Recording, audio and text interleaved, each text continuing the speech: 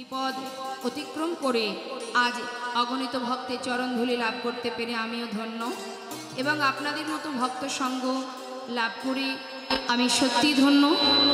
তাই আপনাদের মতো ভক্ত চরণে নিবেদন, সকলেই নিজ নিজ চরণধূলি কিঞ্চিত কিঞ্চিত অংশ এই অধমার মস্তকে দিয়ে আশীর্বাদ করবেন, যেন এইভাবে সাধুগুরু বৈষ্ণবের ভালোবাসা আশীর্বাদ এবং আমার গোবিন্দের তার গুণকথা তার মহিমা জীবনের শেষ দিন পর্যন্ত আমি এইভাবে গাইতে পারি এবং তাকে ভালোবাসতে পারি।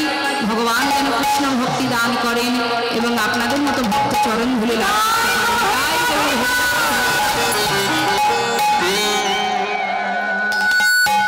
লীলা পরিবেশনে ভুল ত্রুটি হলে সকলে আমাকে ক্ষমা করবেন। জয় রাধে জয় রাধে। জয়নিতন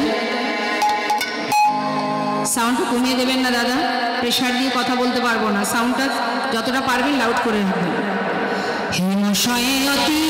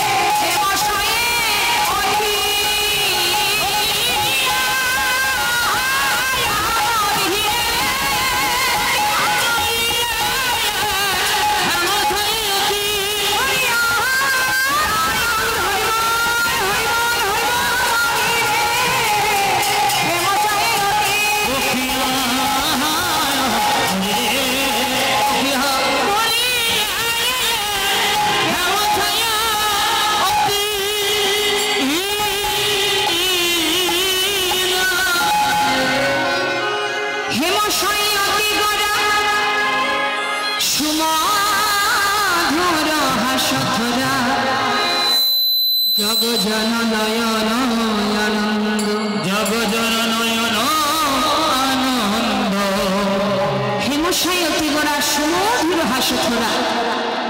আসুন আমরা একটু গৌর কথা শুনি, তারপরে আমরা বৃন্দাবনে লীলায় চলে যাব। কারণ যদি গৌর না হইতো কেমনে ধরিতাম দে রাধার মহিমা, প্রেম রসসীমা জগতে জানা তোকে।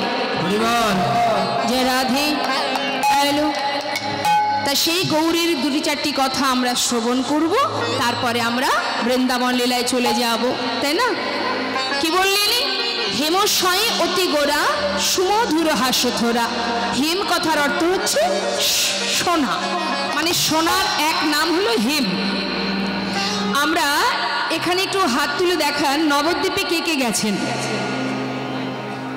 দেখি কে কে গেছেন নবদ্বীপে, একটু হাত তুলুন। এক হাত নয়, দুই হাত তুলে দেখাতে হবে। হরিবল হরিবল। বাহ বাহ বাহ, খুব ভালো খুব ভালো। মায়ের দ্বারা অনুধ্বনি সুধাম নবদ্বীপ চন্দ্র আমার গৌর সুন্দর। যার অঙ্গের বরণটি কেমন বললেন? হেমশয়ে অতি গোরা সুমধুর হাসথরা। নদিয়ার চাঁদ আমার গৌর হরি, তার অঙ্গের বরণটা সোনার সঙ্গে আমরা তুলনা করি না মা? কি বলি? নদিয়ার চাঁদ আমার সোনার গোরা। গৌর হরিকে কি বলি? সোনার গোরা। কিন্তু ইহজগতে সোনার সঙ্গে যে আমরা তুলনা করি, তুলনা করা কি সম্ভব? তুলনা কি হয় বাবা?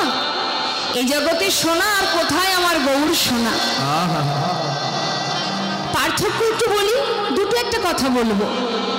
হরে কৃষ্ণ, একটু মন দিয়ে শুনতে হবে মা, কারণ আপনারা অনেক দূর থেকে এসেছেন, কষ্ট করে এখানে বসে আছেন, সারাদিন ধরে কীর্তন চলছে, সবাই আমাকে ভালোবাসেন, আপনাদের ভালোবাসার টানে আমিও আসতে পেরেছি। তাই যতটুকু সময় আমরা এখানে একসঙ্গে থাকব, এক মনে এক ধ্যানে আমরা গোবিন্দের সেই লীলার মধ্যে এমনভাবে ধ্যান দিতে হবে যেন আমাদের এই আত্মার সঙ্গে তার আত্মার মিলন ঘটে যায়। তা বললেন সোনার পার্থক্য কি? ইহজগতের সোনা, ইহজগতের সোনার গহনা যদি কেউ চোখে একবার দেখে বাবা, দ্বিতীয়বার দেখবার ইচ্ছা জাগে, মনে হয়? তাই তো ওমা, আপনার পাশের বাড়ি কেউ একজন একটা গহনা বানিয়েছে, আপনি গেলেন দেখে এলেন, ঠিক তার পরের দিন আপনার কি আবার মনে হবে যাই তো আর একবার দেখে আসি? কি তার পরের দিন আবার মনে হবে যাই তো আর একবার দেখে আসি? তাহলে এ জগতের সোনা চোখে যদি আমরা কেউ একবার দেখি, দ্বিতীয়বার দেখবার ইচ্ছা জাগে না মা? কিন্তু যদি কোনো ভাগ্যবান ভাগ্যবতী আমার গৌর সোনাকে চোখে একবার দেখতে পায়, যদি কেউ চোখে একবার দেখে আমার গৌর হরির বদন পানে, যদি কেউ একবার নয়নে দেয়, সে কিন্তু মা আর নয়ন ফেরাতে পারবে না। ইহজগতের সোনা আমরা সবাই অঙ্গে পরিধান করি, কিন্তু সেই সোনার পরশে কি কেউ সোনা হয়ে যায়? হই না। কিন্তু আমার গৌর সোনা যদি কেউ অঙ্গে ধারণ করে বাবা, আমার গৌর সোনাকে যদি কেউ অঙ্গে ধারণ করতে পারে, সোনার পরশে পরশমণির পরশ পেলে সেও যে সোনা হয়ে ওঠে। এই জগতের সোনা যদি কারোর ঘরে থাকে, তার মধ্যে অহংকার জন্মায়, অনেক লোভ জন্মায়।